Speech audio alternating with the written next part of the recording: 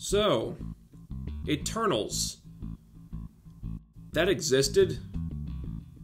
I guess. Okay, I'll lay it all out for you right now. If you like diversity for the sake of diversity, if you like scenery porn and pretty looking shots, if you like comic book characters you've never heard of having long, repetitive conversations about things you don't care about, then Eternals is the superhero movie you've been waiting for. But if you like the typical Marvel formula, where their movies tend to be fun and exciting and tightly paced with characters you care about more often than not, you might have a better time just booting up Disney Plus and watching Avengers again. So this is the movie that Kevin Feige has been so excited about, huh? This is the movie he thought was gonna punch Marvel Studios' ticket to that Best Picture Oscar?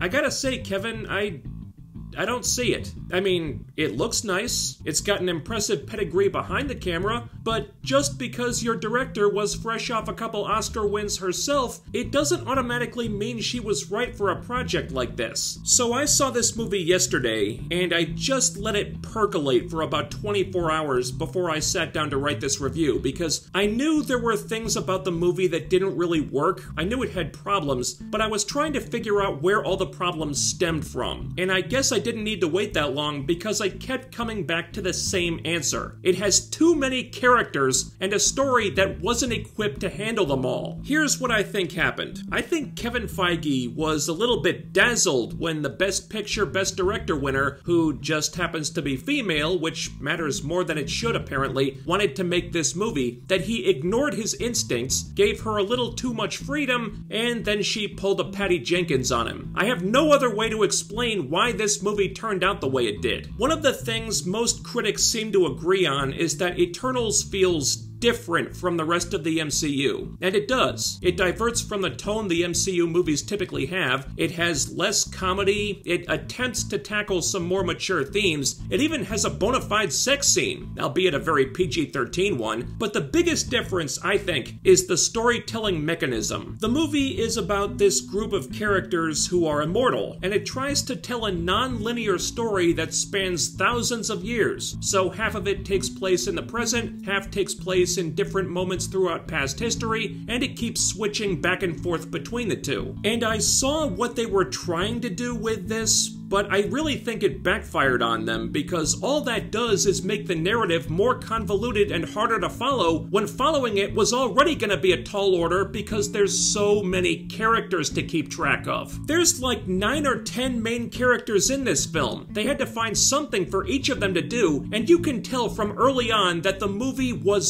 struggling with this. The story is kind of focused on like 3 or 4 of them, but the filmmakers seem to be under the impression that they could juggle 6 or 7 more characters on top of that, and they really couldn't. And it's not for lack of trying either, but it's so obvious that the movie just could not handle the load, and in their efforts to, they just spread themselves way too thin. Half the characters are off screen for big chunks of the movie. There's a notable one that sits out the entire third act because the script just didn't seem to know what to do with them, and when they do appear, the movie tries to give everyone an identity of sorts. Some have more than others, but in most cases it's very thinly drawn, because instead of fleshing these things out, it then has to move on to the next character and the next and the next and the next, because there's so many characters and everybody's gotta have something. And the result is a huge cast in which each of them feels unique enough, I guess, but that's primarily because they look different and have different accents and different powers. Take that stuff away, and there's only a couple of them that stand out enough to matter that much. Most of the characters are not that deep, because even with a runtime that's over 2.5 hours, there just isn't a ton of real estate to go around for everybody. They try, but with this many characters, it's just not practical. And I'm positive that there's a much longer cut of this movie out there that was trimmed down a lot, because what ends up happening is that everyone kind of has their own thing going on, but these subplots aren't really introduced or developed that much. They just sort of exist. Like, Eternal A is in love with Eternal B. Eternal C is losing her mind because of reasons that are barely touched upon and probably should have been a much bigger deal. Eternal D is deaf. Eternal E is a Bollywood star. It's all kind of superficial because superficial development is just about all they had time for. And yeah, I'm calling them Eternal A, B, C, D, and so on because a lot of these characters make so little impression. For the life of me, I could not remember most of their names. I'm sorry, but the truth is, quite a few of these people just come off like wallpaper. Salma Hayek is just there to give exposition, and she's not there very long. Angelina Jolie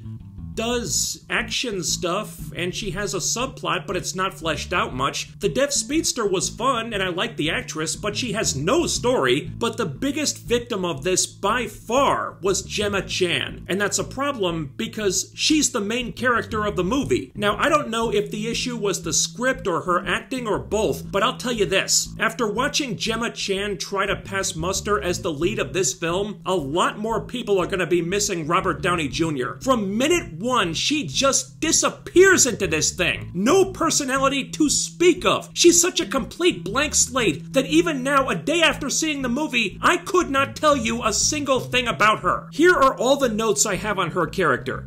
Gemma Chan is Asian and looks at things. Also, she has a quasi-love triangle with the Game of Thrones dudes, but most of that seems to be on the cutting room floor, along with Kit Harington's entire subplot. And don't even think about playing the Istaphobe card, okay? Take that shit somewhere else. I liked Shang-Chi. I praised Awkwafina's performance up and down in that review. This isn't about being against Asian actors or women in lead roles. It's about this character and this performance amounting to a giant pile of nothing. Trust me, it's no surprise that Richard Madden feels more like the lead of this movie than Gemma Chan does, and it's not just because he has the best arc in the film. And the kicker is, throughout the movie, the characters keep looking to him for leadership, and even though they're not meant to because he's not technically the leader, it really feels like he should be because he comes off like one. And yeah, that's partially by design, but if Gemma Chan's character is the one who ultimately has to take the reins here, she needs something to make it feel like she fits that mold, like she's the best person for the job, and she just doesn't have it. She has no charisma, no gravitas. Her character is kind of quiet and reserved and unsure of herself, which she never really develops out of. And then you've got Richard Madden over here giving off major Chris Evans vibes from the first frame. Which one do you think the viewers are going to gravitate to? So yeah, Madden, I'd say, is the best thing about this. Him, Kumail Nanjiani, and Brian Tyree Henry are probably the most memorable. An honorable mention to Kit Harington. He had a couple jokes that landed. Those guys have the most personality, and when the plotting characters generally don't have much meat on the bone, personality counts for a lot, and the story doesn't do them many favors, unfortunately. For instance, throughout the film, the Eternals are talking about the home planet or whatever that they came to Earth from. It comes up a lot, but we never actually see it or learn what it really means to them, so when that becomes an issue later, it has no impact. A big driving force of the movie is the Celestials, but we never get a good sense of what the Celestials' deal is. They're not in the movie very much. They're just these monolithic beings out in the ether that the Eternals get their marching orders from. And if they defy the Celestials, we're told it would be very bad, but then it isn't really. So that whole plot feels like it's missing something. And then there comes a point in the story where,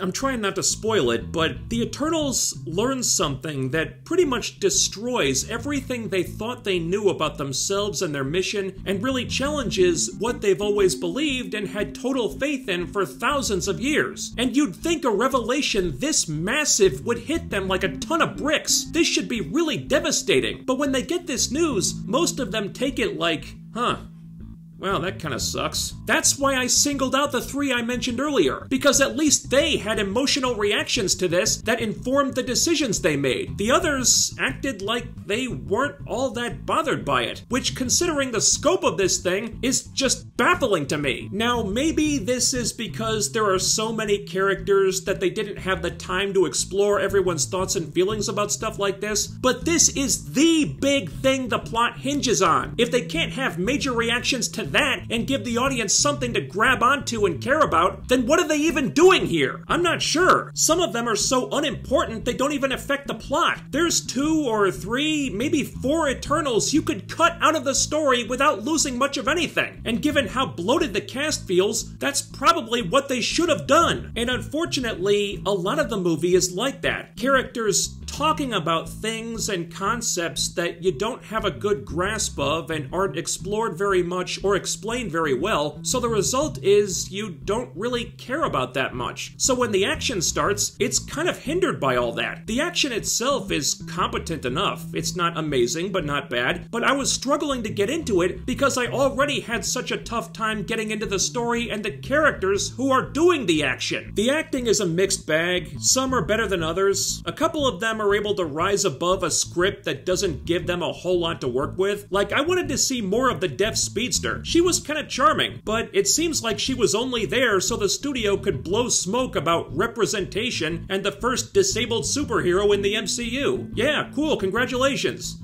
Maybe actually give her something to do next time. So that character was pretty much a non-entity, but hey, at least the actor made the most of what they gave her, which is more than I can say for some of the others who just come off bland due to lack of personality, lack of humor, and lack of development. The story could have used more thought put into it too. The big twist is not all that surprising, and the villain is pretty much exactly who you'd think it would be in a movie that's not shy about its politics. But the weirdest part is how utterly disconnected it feels from everything else in the MCU, both because the tone is different and because it seems to want to stay away from all those other films, which is very awkward in a franchise that's built its whole brand and reputation and fan base on the interconnectivity between all the different movies. That's one of the things put in the butts and seats now. Fans wanting to see which characters from the other movies are going to cameo or play some kind of minor role to sort of pass the baton to the next installment of